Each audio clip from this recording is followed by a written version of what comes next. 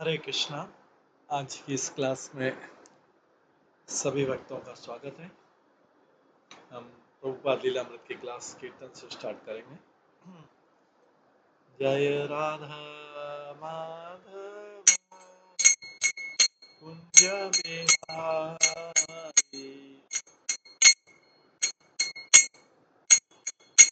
जय गोपी वल्लभ गिरिवरधारी,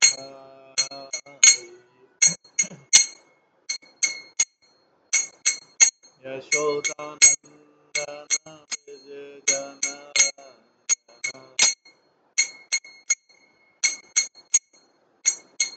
यमुना तीरावनचारी,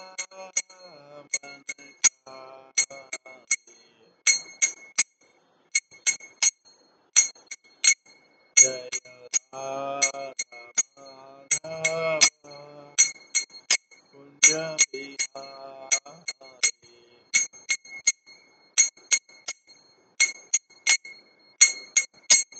हरे Krishna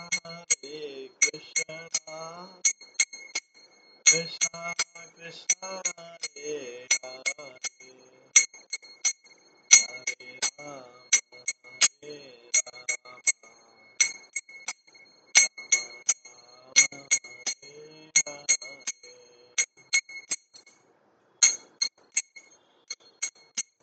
Hare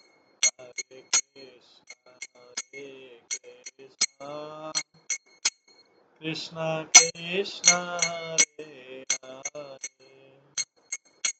Hare Rama, Hare Rama,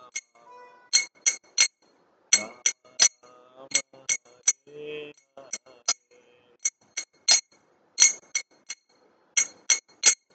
Hare Krishna, Krishna Krishna, Hare Hare, Hare Ram, Hare Ram, Ram Ram, Hare Hare, Hare Krishna, Krishna Krishna, Hare Hare, Hare Ram, Hare Ram, Ram Ram, Hare Hare. Jaya Radha Govind, Radha Govind, Radha. Jaya Radha Madhav, Radha Madhav, Radha.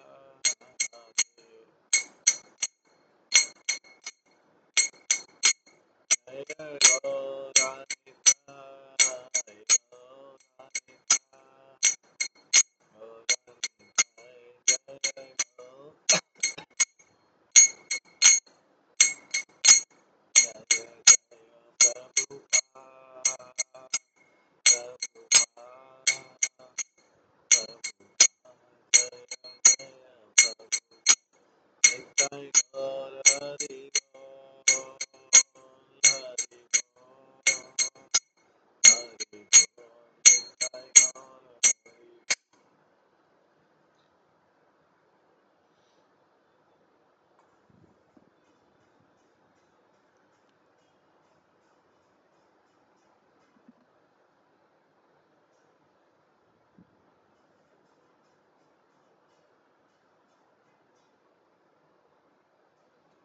हरे कृष्णा। आज की इस class में सभी भक्तों का स्वागत है। कल हम श्रवण कर रहे थे श्री प्रभुपाद लीलामृत में नई दिल्ली में प्रभुपाद किस प्रकार से अकेले घूम रहे थे। उनको एक बार गाय ने टक्कर मार दिया था, एक बार वो हीट स्ट्रोक से अचेतन हो गए थे, नीचे गिरने ही वाले थे। इतने में उनका कोई परिचित था, वो उनको कार में बिठा के ले गया और डॉक्टर के पास ले गया। अभय ने ऐसे अपने लाइफ में कई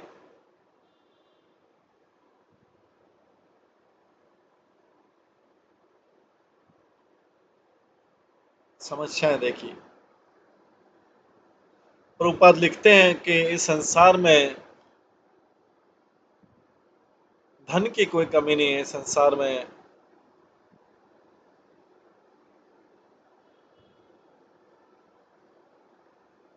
शांति की कमी है।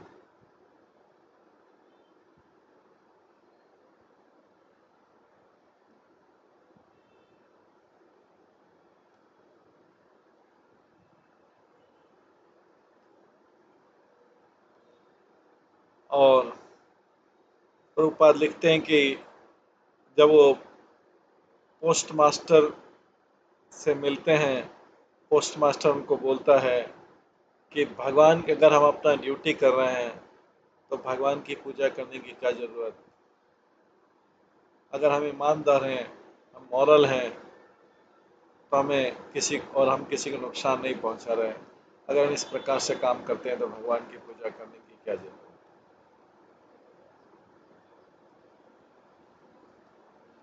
ये सब प्रभुपाद ने बातों का अनुभव किया दिल्ली में। अब अगला चैप्टर जो 9वां चैप्टर है, जिसमें प्रभुपाद के जीवन के बारे में, जिसका नाम है वृंदावन के निवासी। प्रभुपाद लिखते हैं इसके बुक के ग्रंथ के ऊपर, मैं वृंदावन में अकेला था, लिख रहा था। मेरे गुरु भाइयों ने मुझे बोला, भक्ति वेदांत प्रभु आपको ये लिखना चाहिए।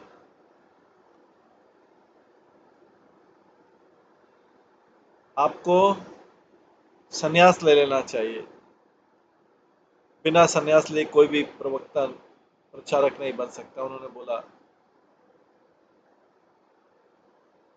केवल उन्होंने नहीं बोला, मेरे गॉड ब्रदर, मेरे गुरु भाई के अलावा दूसरे लोगों ने भी बोला। इस, इसका मतलब है मुझे मेरे गुरु ही बोल रहे हैं। वो मुझे चाहते थे कि मैं प्रचारक बनूं। उन्होंने मेरे गुरु भाई के माध्यम से बोला कि आप संन्यास लो। मैंने अनविलिंगली, बिना इच्छा के संन्यास ले लिया।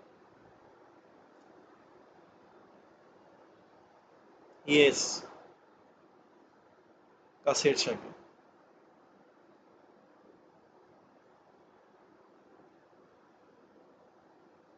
तो ट्रेन जर्नी बता रहे हैं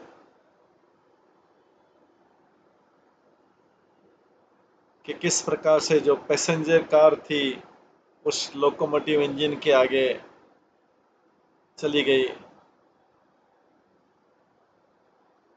और जो रेलवे ट्रैक पर थोड़ी थोड़ी आवाज़ करते हुए ट्रेन जो है स्टेशन से धीरे धीरे रवाना हुई। जहाँ से सामान चढ़ता है उस यार्ड से होती हुई और पास में होती हुई पुरानी दिल्ली के किले से होती हुई, निजामुद्दीन के कचरे के डंप से होती हुई, आसपास कौवे और गिद्ध जो हैं ऊपर उड़ रहे थे, और उसके बाद एक मस्जिद से होते हुए आगे चली। प्रभुपाद थर्ड क्लास कंपार्टमेंट में बैठे थे। उनका लगेज उनकी सीट के नीचे था। अभय देख रहे थे कि सारे फैक्ट्री वर्कर्स आसपास रेलवे लाइन पे जा रहे हैं। अपने हाथ में था मेटल टिफिन में लंच बॉक्स ले जा रहे हैं। और तब जो आसपास की फैक्ट्रियां थी, उस झोपड़ियां थी,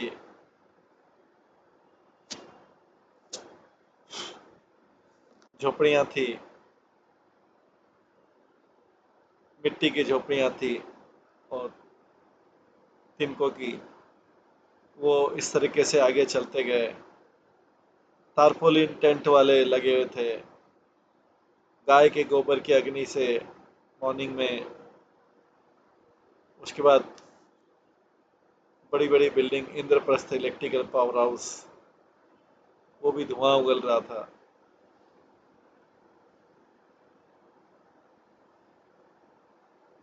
और इंजन से काला काला धुआं निकल रहा था। उन्होंने देखा ट्रेन से रेड और वायलेट कलर के जंगली फूल खिल रहे थे झाड़ियों से, ट्रैक साइड से। और उसके बाद उन्होंने देखा एक रोड मथुरा को जा रहा था। उसके बॉर्डर में कीकर के पेड़ लगे हुए थे जिसमें कोई फ्रूट नहीं था।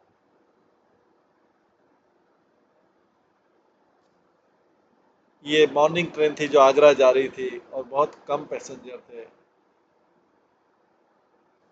मथुरा के लिए। वहां से प्रभुपाद वृंदावन जाने वाले थे। उन्होंने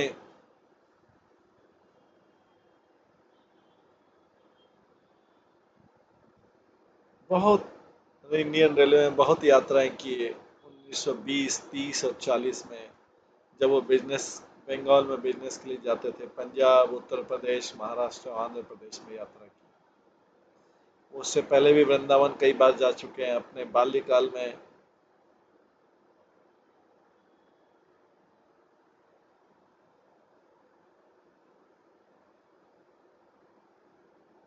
बाल्यकाल में जब वो ट्रेन टाइम टेबल देखते थे तो ये वृंदावन उनका वो स्थान रहता था जिसके बारे में सबसे पहले सोचते थे। सबसे पहले उन्होंने 1925 में विजिट किया था, वृंदावन गए थे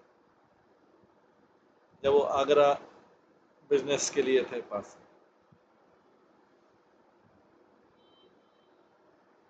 1932 में फिर श्री भक्ति सिद्धांत सरस्वती ठाकुर वृंदावन परिक्रमा ले गए थे। वो उनकी यादगार यात्रा थी। अभय ने उनको सुना था कोसी में बोलते हुए और श्री भक्ति सिद्धांत सरस्वती ठाकुर ने उस समय उनको मार किया था, बोला था वो सुनना चाहते हैं। और फिर उसके बाद 3 साल बाद राधा कुंड में अपने गुरु के साथ फिर से थे। पर वो कभी भी ऐसे जाने के लिए, वहां रहने के लिए कभी नहीं गए थे। सिंपल वाइट धोती में, हाथ में बीड़ बैग था, जप कर रहे थे। वो ट्रेन की विंडो से देखते हुए हरि का नाम जप रहे थे।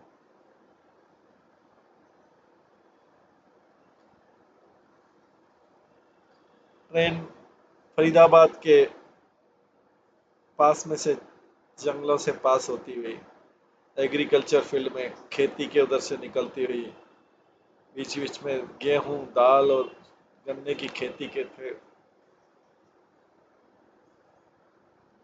उसके बाद आगे गए।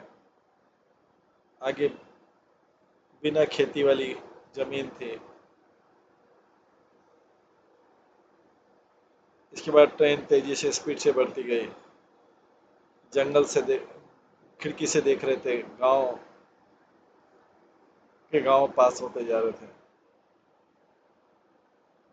ये दिल्ली से 1 घंटे निकलने के बाद में वहाँ की भूमि फ्लैट थी, ओपन थी। बीच बीच में छोटे विलेज थे। कई बार बीच में ओल्ड टेम्पल दिख जाते थे। पल बंजर भूमि थी, कुछ कुछ पाम के पेड़ लगे थे।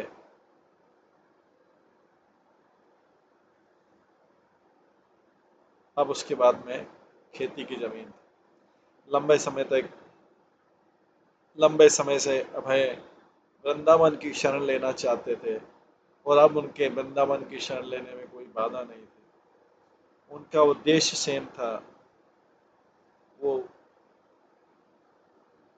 भगवत दर्शन पत्रिका लिखेंगे और उसको हर 15 दिन में दिल्ली में प्रिंटर के पास जाएंगे।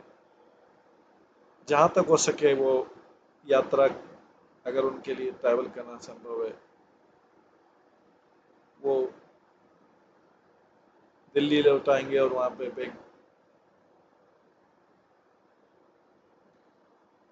भगवत दर्शन मैगजीन के लिए। पर वो वृंदावन में शरण लेना चाहते थे। उनके मन में था केसी घाट के पास जो रूम है, वंशी गोपाल मंदिर में जो रूम है, वो रूम उनके मन में था कि वहां रहें।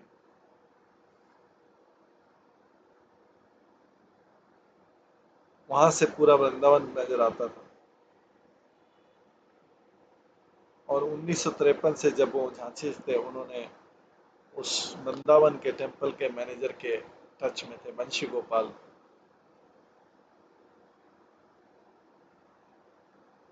जो केस वंशी गोपाल टेम्पल जो केसी घाट। वृंदावन जाते समय अभय ने अपने गुरुओं को, आचार्यों को ध्यान में रखा था। श्री भक्ति सिद्धांत ठाकुर, श्री भक्ति विनोद ठाकुर, उनके घर राधा कुंड में थे और उन्होंने वृंदावन में प्रचार किया था।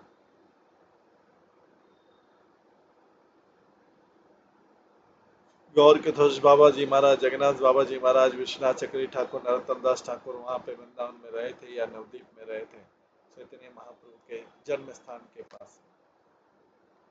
भगवान चैतन्य और उनके जो अनुयायी थे, उनका वृंदावन से विशेष संबंध था। भगवान चैतन्य ने रूप गोस्वामी और सनातन गोस्वामी को वृंदावन भेज दिया था वहां पे सेटल होने के लिए, और वहां पे कृष्ण की लीलाओं के जो स्थल हैं वृंदावन में, जो कई वर्षों से हैं, वो खो गए थे, जो उनको खोज करने के लिए रूप और सनातन गोस्वामी ने अपने उच्च गवर्नमेंट पोस्ट छोड़ के वृंदावन में रहने लगे। और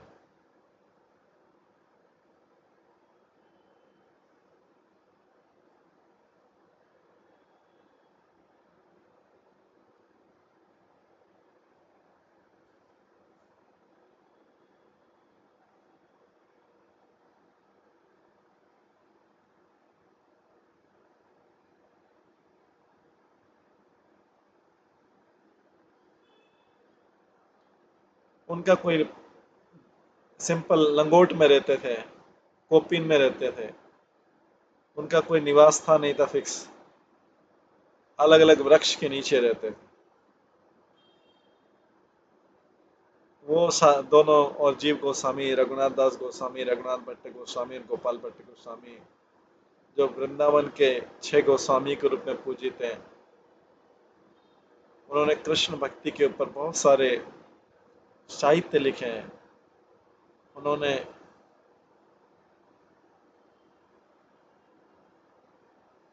जो धनवान वैष्णव थे,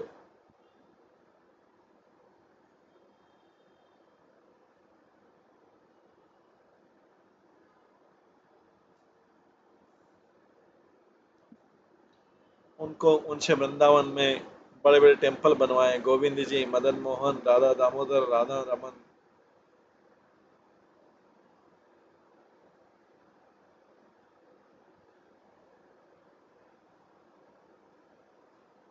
और राधा कुंड में भगवान चैतन्य के जाने के बाद में रघुनाथ दास गोस्वामी ने 1 लाख भगवान कृष्ण के नाम लेते थे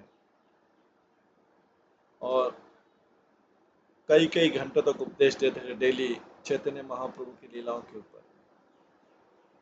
इसके बाद कृष्णदास कविराज गोस्वामी ने चैतन्य चरितमृत की भगवान चैतन्य महाप्रभु का जीवन और उनकी शिक्षाओं का, जो गौड़ी वैष्णव थे जो वृंदावन में नहीं रहते थे, उन्होंने वृंदावन को अपने हृदय में रखा और इसकी महिमा गाई।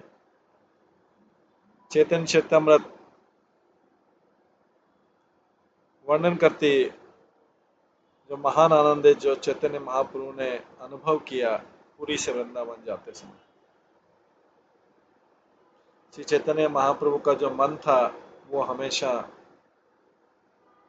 जगन्नाथपुरी के प्रेम में था, पर वो जब वृंदावन गए, वृंदावन जा रहे थे, उनका वो प्रेम सैकड़ों गुना बढ़ गया।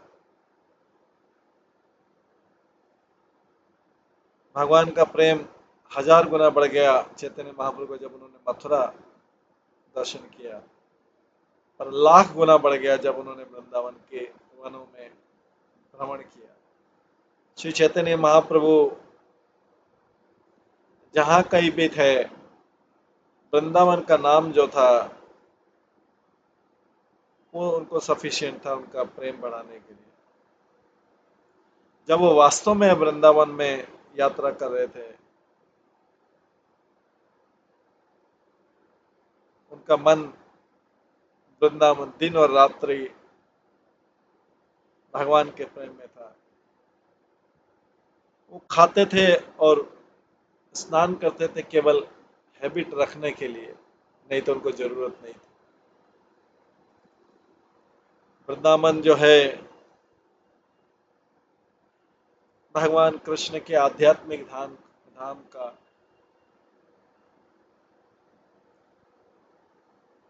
भगवान कृष्ण के आध्यात्मिक धाम का, नित्य धाम का मैनिफेस्टेशन, यहाँ प्राकट्य में। भगवान स्वयं भगवद गीता में कहते हैं एक दूसरी प्रकृति है जो नित्य है और आध्यात्मिक है, वो इस जगत के व्यक्त और अव्यक्त जगत से ऊपर है। इसका कभी विनाश नहीं होता है। ये परम धाम है। जब कोई व्यक्ति वहां जाता है वहां से वापस नहीं आता, वो मेरा परम धाम है। कृष्ण की क्रियाकलाप जो सच्चिदानंद है और उनका जो धाम है गोलोक वृंदावन, कई वेदों में उसका वर्णन है। मैं उस गोविंद का वर्णन पूजा करता हूँ जो मूल भगवान है, आदि भगवान है, पहले प्रकृति के सृष्टि करने वाले हैं, जो गाय चराते हैं, जो सारी इच्छाओं को पूरा करते हैं। उस धाम में जो आध्यात्मिक मणियों से, रत्नों से है, वो करोड़ों करोड़ों कल्प वृक्षों से घिरा हुआ है और हमेशा बड़े आदर और प्रणाम प्रेम के साथ में हजारों हजार लक्ष्मी और गोपियों द्वारा पूजित।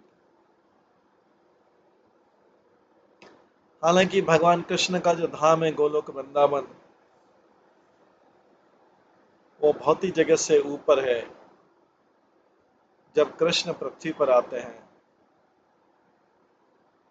वे वही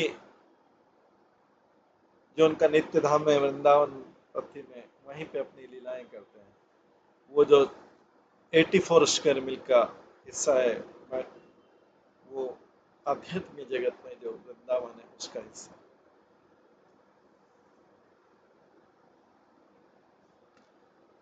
वृंदावन में जीवित रहना और वृंदावन में मृत्यु को प्राप्त करना ये गारंटी करता है कि भक्त जो है आध्यात्मिक जगत में जा सकते हैं। वृंदावन के जो निवासी हैं, जो पशु भी हैं,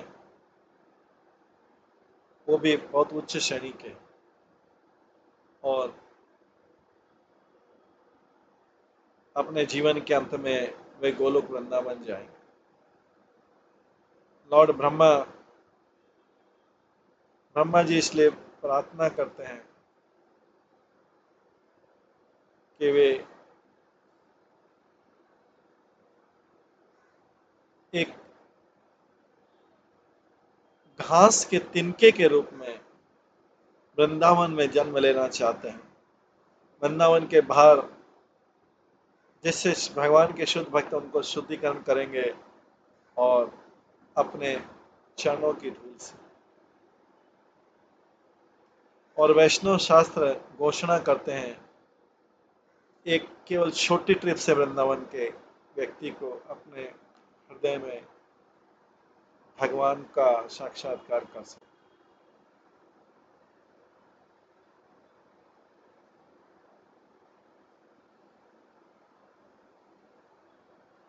चैतन्य चरितमृत में कहा गया है भगवान का जैसे आध्यात्मिक शरीर है, गोकुल भी इस प्रकार से सर्वव्यापक है, अनंत है और परम है। ये फैलता है ऊपर और नीचे बिना, ये अनंत है और सुप्रीम है, ये दोनों तरफ फैलता है बिना किसी रिस्ट्रिक्शन के। ये धाम जो है इस भौतिक जगत में भगवान की इच्छा से प्रकट हुआ है। ये मूल रूप से गोलोक का समान है।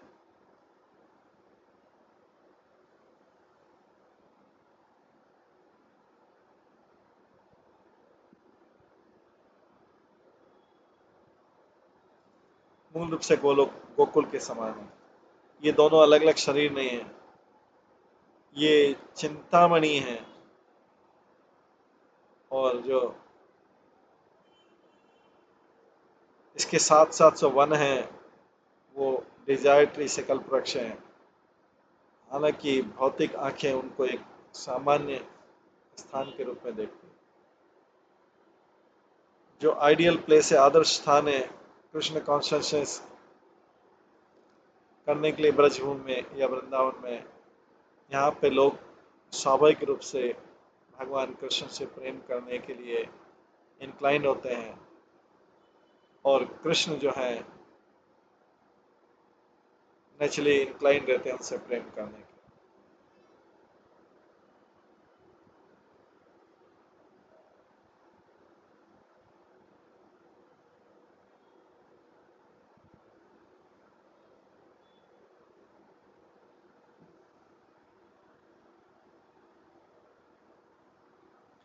ट्रेन मथुरा पहुंची।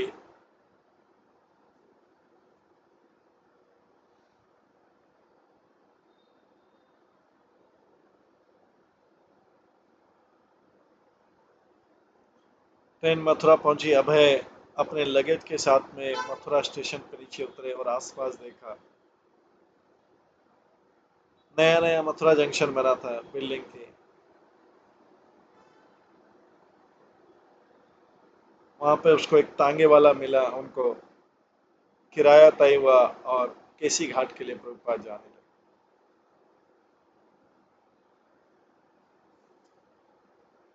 आधे मील के बाद वो जो हिलता डुलता टांगा जो है वो रेलवे ट्रैक और रेलवे यार्ड के बीच का रास्ता लिया, और मेन रोड पे वो बाएं करके रेल रोड ब्रिज के नीचे पाके एक ओपन मार्केट में प्रवेश किया। वहां पे फ्रूट्स थे, सब्जियां थी, अनाज थे ग्राउंड पे। उनके व्यापारी पास में बैठे हुए थे, तोल मोल कर रहे थे, और कस्टमर आसपास घूम रहे थे। मथुरा की स्त्रियां जो थी ब्राइट कलर की साड़ियां पहनी थी, येलो, ग्रीन, पिंक और पर्पल। वो मार्केट में चल रही थी। वहां पे जो ट्रैफिक था उस समय मोस्टली बैलगाड़ी थी।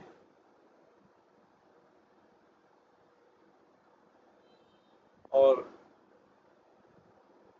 ड्राइवर लोग एक वुडन यॉक रखते थे अपने पशुओं के ऊपर,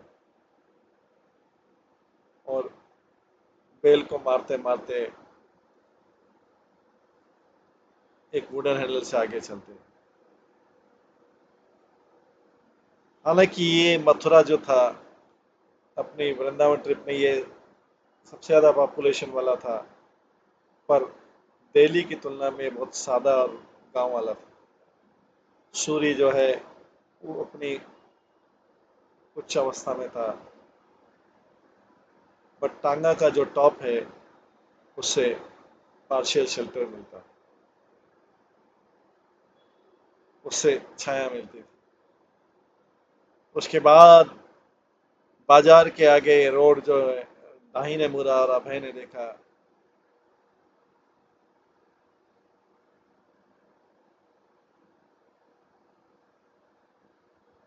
कृष्ण जन्म स्थान के पास बड़ी मस्जिद थी,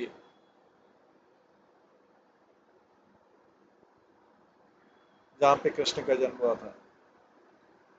हजारों साल पहले मुस्लिम आक्रमणकारियों ने बड़ा कृष्ण टेम्पल को नष्ट कर दिया था, और उसमें मस्जिद बना दिया था। और अभी मस्जिद के सामने एक बड़ा एक नया कृष्ण टेम्पल। उसके बाद वो उस जंक्शन में पहुंचे जहाँ पे नई दिल्ली सेंट्रल मथुरा वृंदावन का जंक्शन है। जो तांगा के ड्राइवर ने अपने घोड़े को मारा, और तांगा आगे वृंदावन रोड पे चला, सफेद सफेद गायों के बीच में। गाय चराने वाले उनके बीच में चल रहे थे, हाथ में लकड़ी थी। सारा रोड बिजी था टांगा से, और स्लो था रोड। बुलक कार्ट से था। बुलक कार्ट, बैलगाड़ियों की आवाज आ रही थी जिसमें सामान था, जो भैंसों के ऊपर ले जाया जा रहा था, और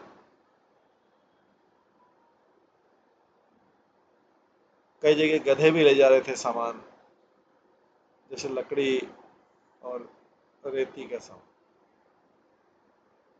हालांकि बहुत सारा चेंज हो गया अभय के जीवन में। यहाँ पे पिछली बार जब आए थे अपने गुरु, अपने आध्यात्मिक गुरु को देखने के लिए, कई साल पहले परिक्रमा वृंदावन, वृंदावन से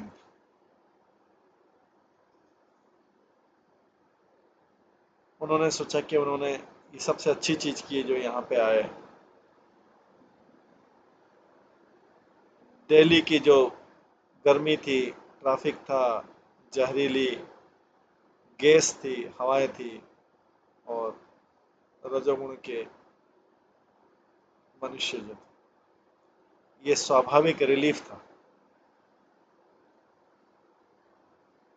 हालांकि उन्होंने आध्यात्मिक भावनाएं उनके मन में जागृत थी वृंदावन के लिए, फिर भी उनके मन में कई महीनों से दिल्ली में जो प्रचार किया था उनके मन में था।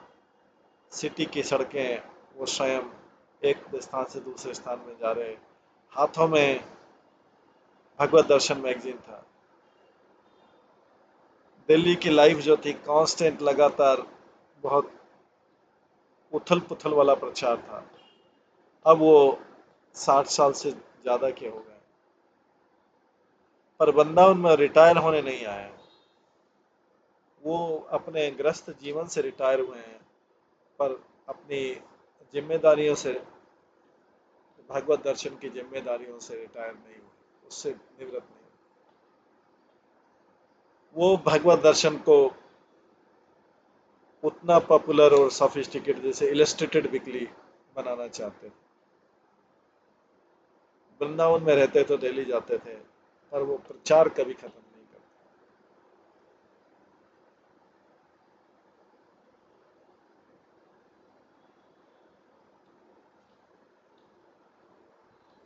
लंबे लंबे वृक्ष वृंदावन की शोभा को बताते थे, पतले पतले घोड़े पुलिस स्टेशन आगे जाके, और पास में जो तालाब बने थे उनको क्रॉस करके जाते थे।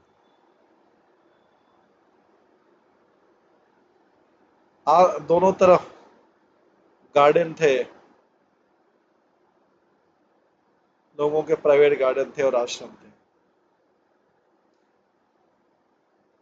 सफेद मालती के फूल थे, गोल्डन कलर के गेंदे का फूल था, फ्रेंगी पानी ट्रीज थे, हिबिस्कस थे, और कई फ्लावर ट्री थे। कुछ फूल केवल वृंदावन में पाए जाते थे, brilliant sunlight. Radha Govind temple उनके लेफ्ट में था, किले जैसा लगता था, और उनके अपोजिट में हाई राइज टावर था, रंगनाथ मंदिर का था। वो छोटी छोटी सड़कों से चले, टाइट सड़कों से, और बिजी स्थानों में थे, केवल मार्केट था, सिटी था, और उसके बाद शांत हो गया। उस नैरो सड़क के खत्म होने के बाद यमुना रिवर थी, यमुना नदी थी, और उसके पास में केसी केसी घाट था जो स्नान करने का था, और उसके सामने बंशी गोपाल जी का मंदिर था, का प्रवेश द्वार था। एक छोटी तीन तीन मंजिली बिल्डिंग थी, 3 डोम थे उसमें, और डेकोरेटेड आर्ट थे। इसके बाद एक नाले को पार करके 3 मार्बल स्टेप चढ़ के अभय ने उसके बंशी गोपाल मंदिर के अंदर प्रवेश किया फ्रंट डोर में। ड्राइवर उनके पीछे आ रहा था लगेज लेके। एक बार अंदर जाने के बाद अभय ने अपने शूज निकाले और आंगन में प्रवेश किया, जो ओपन था मेटल गेट से, और जिसके ऊपर कुछ 2 फ्लोर के ऊपर कुछ पक्षी बैठे थे।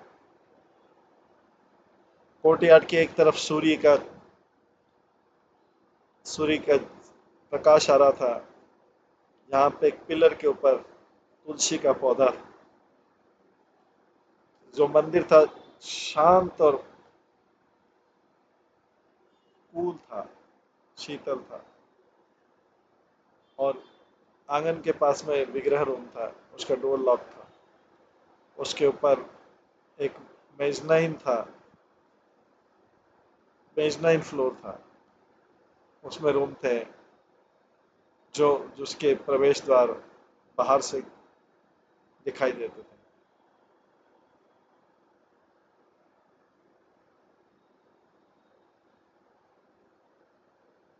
और उसमें देखा उन्होंने कुछ साड़ियाँ और कुछ कपड़े टंगे हुए थे, कपड़े टांगने वाली रस्सी के ऊपर। महंत गोपाल जो टेम्पल के पुजारी थे, जिनको अभय 1954 से जानते थे, उन्होंने बड़े प्रसन्नतापूर्वक उसका स्वागत किया।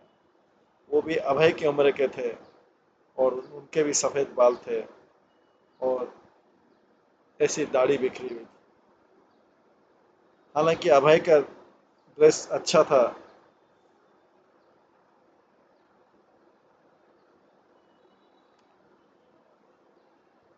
वो वेल ड्रेस्ड लग रहे थे महंत गोपाल की तुलना में। वो केवल एक धोती पहने हुए थे। गोपाल अभय को ऊपर के कमरे में ले गए और रूफ पे पास जाके अभय उस दृश्य को देख के बहुत प्रसन्न हुए। उनको करीब 100 यार्ड्स दूरी उनको यमुना दिख रही थी। केवल यमुना ही नहीं दिख रही थी, पर उनके बाईं तरफ, राइट तरफ, उनको यमुना रिवर के दर्शन हो रहे थे। कुछ रेत के, बालू रेत के कुछ जमीन में हिस्से बने हुए थे जहाँ पे यमुना का पानी नहीं था, वहां पे गाय और भैंस चर रहे थे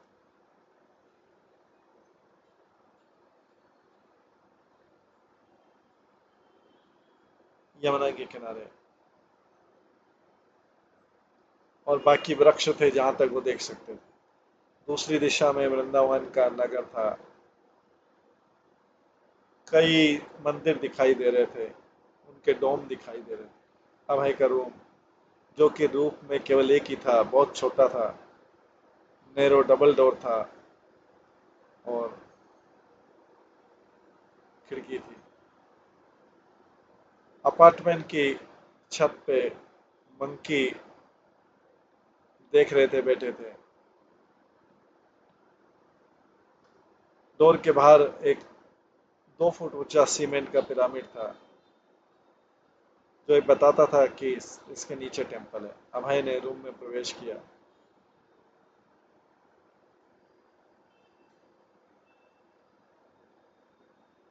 अभय वहां से देख पाए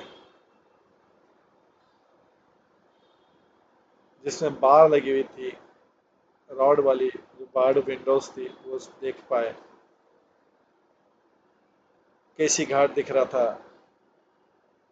गोपीनाथ टेम्पल का टावर दिख रहा था, उसके आगे फ्लैट रिवर दिख रही थी, ग्रीन बैंक था उसका। अभय रूम देख के, उसमें केरोसिन बर्नर भी था, रस्सी भी थी जो कुएं से पानी निकालने के लिए।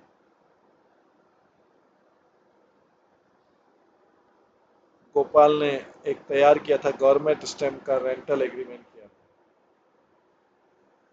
अभय ने लिखा एक छोटा पैराग्राफ अपने आप को श्रीमद भक्ति सिद्धांत ठाकुर का शिष्य बताते हुए, और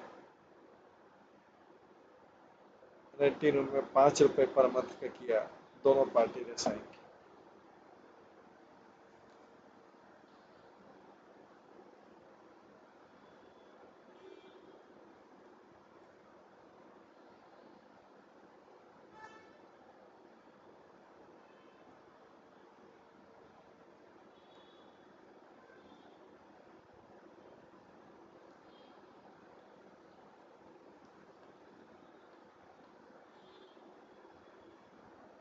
स्नान करने के बाद अभय ने प्रसाद लिया और रेस्ट किया। जब वो नीचे देखा कि बेल बज रही है, वो टेम्पल में दर्शन करने गया। गोपाल जो कि टेम्पल का पुजारी थे कई साल से, उन्होंने 1923 में इसका पुनर्निर्माण करवाया था। उन्होंने देखा, अभय को बोला कि जो टेम्पल के बिगड़े वंशी गोपाल जी हैं, ये 350 साल पहले स्थापित किए गए थे। जो महंत प्रहलाद दास जो निम्बार्क वैष्णव संप्रदाय के, राधा रानी के विग्रह गोपाल ने स्वयं स्थापित किए थे। वंश गोपाल जी बड़े कृपा मुद्रा में अपने त्रिभंगी रूप में खड़े थे, उनकी बांसुरी के साथ में बहुत सुंदर लग रहे थे। वो 3 फीट ऊंचे थे, ब्लैक मार्बल के थे। राधा रानी थोड़ी छोटी थी, वो ब्रास की थी। वे सिंपल रफ वाइट कॉटन में ड्रेस किए हुए थे और केरोसिन लैंप की रोशनी से चमक रहे थे। अभय को ऐसा लग रहा था उनकी बहुत केयर होती है, बहुत केयर तो होती है, बट गरीबी के कारण कोई ऐश्वर्य नहीं दिखाई दे रहा था, लेकिन उनकी केयर बहुत हो रही थी।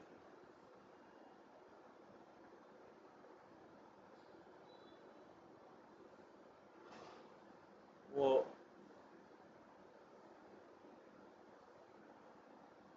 फिर से छत पे चले गए। सूर्यास्त होने वाला था वृंदावन में। पूरा जो छत था वो उनके लिए अवेलेबल था। अभय जप कर रहे थे, वॉक कर रहे थे और जप कर रहे थे। यमुना से जो ठंडी हवा आ रही थी उसको एंजॉय कर रहे थे। कभी कभी एक अकेली बोट जो यमुना के शांत जल में से पास होती थी, और एक डिवोटी जो कहीं देखा नहीं गया, वो केसी घाट पे प्रार्थना कर रहा था। वो बहुत प्रसन्न हुए उस लोकेशन को देख के, वृंदावन कृष्ण के इस लीला स्थल में। वो नए न्यू कमर नहीं थे, इस अद्भुत पहले दिन आए थे इस अद्भुत शहर में, अद्भुत गांव में। वो यहाँ के से ऑलरेडी परिचित थे और प्रिय थे। जैसे वृंदावन कृष्ण का धाम है, अभय कृष्ण के सेवक थे और कृष्ण के 6 गोस्वामी के सेवक थे, अपने गुरु के सेवक थे। वो अपने को घर पे अनुभव कर रहे थे। जैसे दिन चला गया, रात्रि में पूरे शहर में, पूरे वृंदावन में घंटियां बजने लगी। अभर गए, पश्चिमी दिशा में गए छत की, और हजारों टेम्पल वाले उस शहर को देखने लगे। गोविंद जी का टेम्पल, रंगनाथ का टेम्पल और छोटे छोटे टेम्पल, सब में संध्या आरती हो रही थी और कीर्तन हो रहा था। सब भगवान कृष्ण की महिमा का गान कर रहे थे। अभय ने सबकी तरफ दृष्टि डाली और उनकी ध्वनि सुनी, जैसा कि एक शुद्ध भक्त कर सकता है। उनके विचार, उनकी भावनाएं इस चीज की प्रशंसा कर रही थी कि कृष्ण के भक्त और कृष्ण की भूमि कितना सुंदर है। वहां पे स्वाभाविक जाके वो प्रचार का सोचने लगे और सबको ये बताने लगे कि सबको जानना चाहिए यहाँ की शांति और वृंदावन का आनंद। कृष्ण जो पूर्ण पुरुषोत्तम भगवान है, वो सारी आत्माओं को इनवाइट कर रहे थे अपने नित्य धाम में बुलाने के लिए। वह इंडिया में भी कुछ लोग ही समझ पाए। इंडिया के बाहर तो वृंदावन के बारे में कुछ लोग नहीं जानते थे, यमुना के बारे में नहीं जानता थे, और भौतिक इच्छाओं से मुक्त होने की बात तो बिल्कुल ही नहीं जानते। सारे लोगों को ये वृंदावन क्यों नहीं दिखना चाहिए, क्यों नहीं मिलना चाहिए? ये तो शांति का धाम है, इसके बारे में कोई कुछ नहीं जानता है, ना कोई जानने में रुचि रखता है। पर यही सबको चाहिए, ये प्रभुपाद सोच विचार कर रहे थे। अभय को फिर से भगवत दर्शन का दाना है, और किस प्रकार से कृष्ण की कृपा से वो अपने प्रीचिंग को एक्सपांड कर सकते हैं भारत के बाहर और पूरे जगत में। उनके जो गुरु भाई हैं, अगर वो गौड़ी मठ में सब एक साथ मिलकर काम करें, बट उनमें से कई तो रेगुलेटरी प्रिंसिपल को, नियमों को तो ध्यान में रख रहे थे, लेकिन सब लोग उतना ही कर रहे थे कि एक टेम्पल को मेंटेन कर रहे थे, एक आश्रम बना रहे थे और एक विग्रह की पूजा कर रहे थे, खा रहे थे और सो रहे थे। बट वहाँ पे बहुत कुछ करने का था वृंदावन की महिमा को प्रचार करने के लिए। अभय ने चैंट किया और कृष्ण के बारे में सोचा, मन में सोचा कि अभी मैं अक्टूबर का जो भगवत दर्शन का अक्टूबर का महीने का पत्रिका उसको निकालूं, ये जल्दी से दिल्ली में प्रिंट करना है, उनको अक्टूबर में निकालना है मैगजीन। अगले दिन मॉर्निंग में सूर्योदय से पहले वृंदावन के निवासी इधर उधर भाग रहे थे, यमुना में स्नान कर रहे थे, पूजा कर रहे थे विग्रह की, और मंत्र जोर जोर से उच्चारण कर रहे थे। बट अभय उन सबसे पहले जाग गए थे, शांत होकर लिख रहे थे अपने रूम में लाइट के नीचे। जब वो इंग्लिश में इस प्रकार से लिख रहे थे, शास्त्रों के रेफरेंस उनको पता लगे, अपने आप उनके सामने आते गए, शास्त्रों के प्रूफ अपने आप आते गए जब लिखते जा रहे।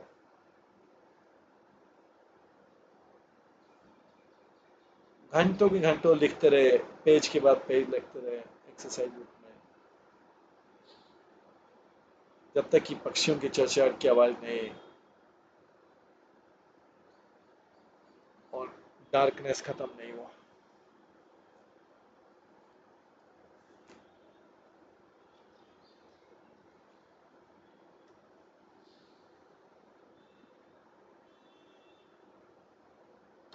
अपना रेगुलर शेड्यूल रखते हुए उन्होंने अपना राइटिंग एक तरफ रखा और चैंट जब करने लगे रूम में रहते हुए, हरे कृष्ण मंत्र सॉफ्ट डीप वॉइस में।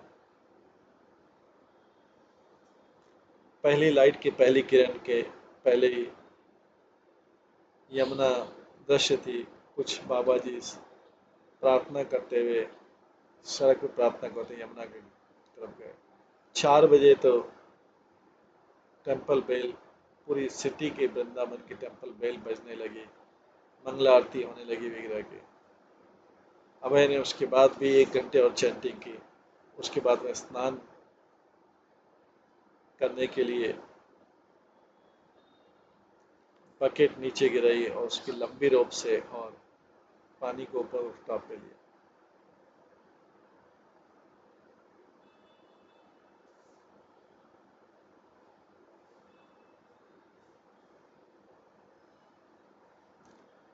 उस समय लाइट हो रही थी जब वो बाहर गए, उजाला हो गया था और उनके गले में माला थी और भगवत दर्शन कुछ कापियां थी।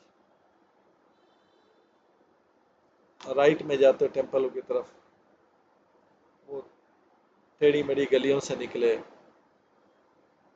गंदे रास्ते थे,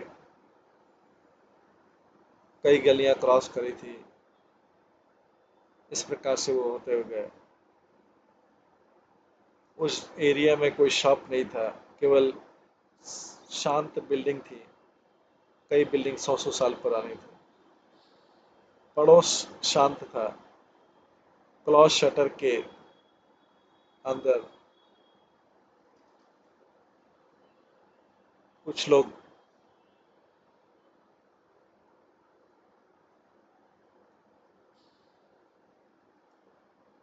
हरे कृष्णा गा रहे थे और लकड़ी की उस पे आवाज कर रहे थे। चौराहे पर जहाँ पर स्त्रियां थी, वो पीतल के बर्तनों में कुएं से पानी भर रही थी। अभय लेफ्ट की तरफ गए, जहाँ पे स्मॉल ओपन गलियारे थे। दोनों तरफ उन्होंने देखा, बहुत सुंदर सुंदर टेम्पल थे, और एक के दरवाजे पे दो लॉयन बने हुए थे, दूसरे पे दो एलिफेंट बने थे, और एक उन्होंने देखा कि एक ईंट और पत्थर की दीवार बहुत पुरानी थी। जल्दी अभय राधा रमन टेम्पल में आ गए, जो 500 साल पहले बनाया गया था।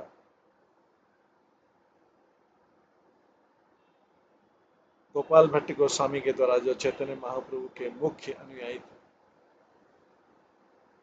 यहाँ पर वृंदावन के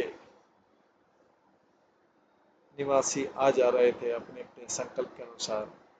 स्ट्रिक्ट शेड्यूल था, एक भी क्षण के लिए देरी नहीं होता था, और अपना डेली विजिट करते थे अलग अलग टेम्पल में। अभय ने प्रवेश किया, और कई पूजा करने वाले लोगों के मन में खड़े रहे, फिर राधा रमन के दर्शन किए। राधा रमन के विग्रह ने फ्रेश गार्लैंड का फूलों की माला पहनी थी। उनका जो ब्लैक रूप था, वो ब्राइट सिल्क से और ज्वेल से बहुत ऐश्वर्यशाली लग रहा था।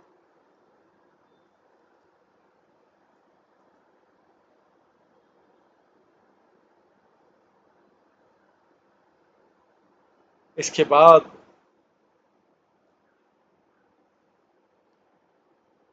अभय आगे कैसे दर्शन करते हैं राधा रमन के मंदिर के, और कैसे आगे अपना कार्य करते हैं, ये हम कल की क्लास में श्रवण करेंगे।